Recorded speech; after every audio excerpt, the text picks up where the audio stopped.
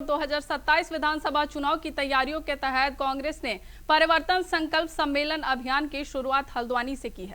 अभियान के तहत 7 जुलाई तक पार्टी प्रदेश के सभी 13 जिलों में जाकर जनता से संवाद करेगी और राज्य सरकार की नीतियों को मुद्दा बनाए हुए समर्थन जुटाएगी। वहीं राजपुरा में आयोजित सम्मेलन में कांग्रेस के पूर्व प्रदेश अध्यक्ष करण माहरा और विधायक सुमित हृदय ने बीजेपी सरकार पर बेरोजगारी, महंगाई और भ्रष्टाचार जैसे अनदेखी के आरोप लगाए हैं। नेताओं ने कहा कि पार्टी जनता की समस्याएं सुनकर उन्हें अपने साथ जोड़ने का प्रयास करेगी। वहीं कांग्रेस का दावा है कि यह अभियान 2027 विधानसभा चुनाव के लिए माहौल तैयार करने में अहम भूमिका निभाएगा। वहीं पार्टी ने इसे केवल राजनीतिक कार्यक्रम नहीं बल्कि जनता से सीधा संवाद स्थापित कर प्रदेश में बदलाव का संदेश घर घर पहुंचाने का अभियान बताया।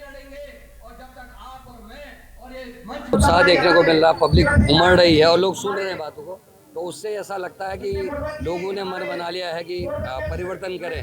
भारतीय जनता पार्टी अगर बेईमानी ना करे बिहार की तरह, महाराष्ट्र की तरह, तो निश्चित है कि कांग्रेस की सरकार बनेगी।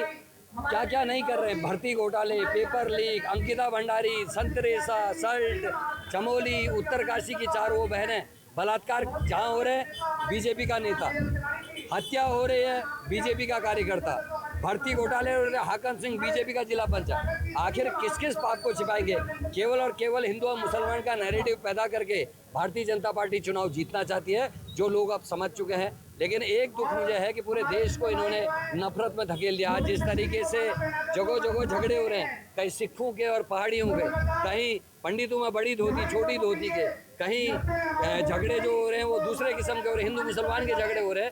ये भारतीय जनता पार्टी ने अविश्वास पैदा करके देश को गर्त में डालने का काम किया है। हजारों की तादाद में महिलाएं आई थी, हमारी बेटियां, हमारी बहनें निकल कर आई थी, और वो अगर आशीर्वाद देने कहीं निकल जाएंगी तो आप समझ ही लीजिए गरीब आदमी परेशान हो चुका है इस प्रदेश में। और विशेषतम गरीब जनता जो हल्द्वानी की है, 85% ऐसी आबादी है जो नजूल पे वास करती है। उनके मकानों पे लगातार लाल निशान लगा दी, रातों की नींद हराम कर दी, कभी उनका मकान तोड़ने की बात होती, कभी विस्थापित करने की बात होती। और इसके बीच में इस क्षेत्र में राजपुरा विशेष की मैं बात करूँ, स्मैक का जो प्रचलन है वो पूरे शहर में बहुत ही चिंतनीय विषय है। और कैसे हमारी जो पीढ़ी है, उस पीढ़ी को डिस्ट्रॉय करा जा रहा है। उनके संरक्षण के लिए, महिलाओं के अधिकारों के लिए, गरीब के अधिकारों के लिए आवाज़ यहाँ पे उठाई है। और मेरा विश्वास है ये ऐतिहासिक बैठक जो हुई है, इससे परिवर्तन का संकल्प भी लिया गया है और परिवर्तन का आगाज भी।